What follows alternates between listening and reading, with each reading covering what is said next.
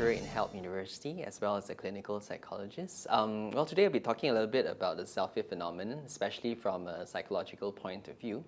Well, if you think about it, the selfie idea is not very new. I mean, we have lots of painters in the olden times who actually paint portraits of themselves, people like Van Gogh.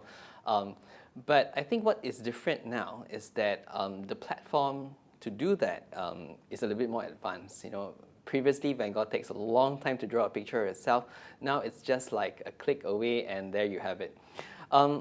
If you think about it, it's mostly due to the fact that as human beings, we don't like to be invisible.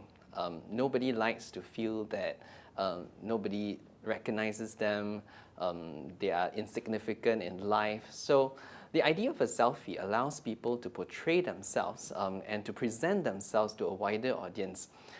Previously, in order to be famous, you have to be really, really famous. But now, with all the social medias, well, you can come up with a viral video, you'll be an instant hit all over the world, everyone will recognize you. So I think selfie allows you to actually do that. And also it's almost as if you're having your own little reality show that you probably will not get anywhere unless you do it for yourself. So platforms like Instagram, Facebook allows you to actually portray yourselves to people. And I think what makes the selfies so interesting and so motivating for people is that it allows people not only to view it but also to comment it. So if you think about it, a lot of times when you post anything up on Facebook, there will be at least one like, because obviously most of the people that add you on Facebook are your friends anyway. So even if it's a lousy picture, someone will say, how good you look, wonderful and stuff like that. So that itself can be very, very rewarding. And in a way, it's also almost like playing with slot machines. You just don't know how many likes you'll get. So the first time you post something out, you might get, maybe 5 likes. So you think, okay, let me try better. Right? So you up your ante and try to get something which is more exciting, and maybe you get a better one the next time, right? So in that way, it makes people want to keep on producing selfies of themselves.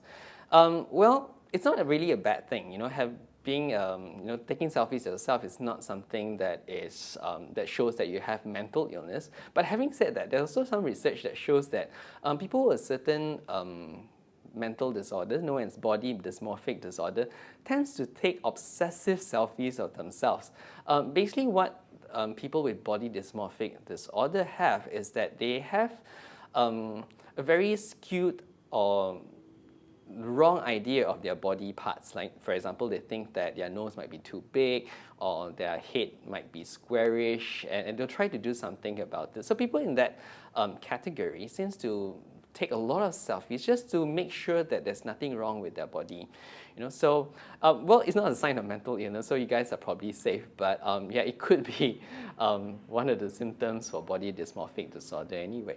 But at the end of the day, I think what is very important about this selfie phenomenon is if you look at it from a more global point of view, I think there's an increased obsession of looks and more than what a person is internally. So at the end of the day, I think this idea of how I portray myself externally to people is actually more important than how I am inside. So will it stay? Will it be here for a long time?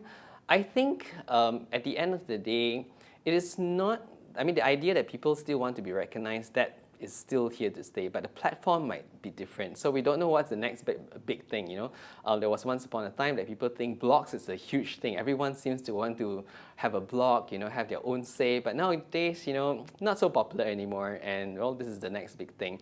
Yeah, so, but I think the dangerous thing is that, people tend to write less nowadays and they prefer more pictures. And I don't know where it will go with the human evolution, whether one day we'll even stop talking and just showing each other pictures. Yeah, so that's all I have.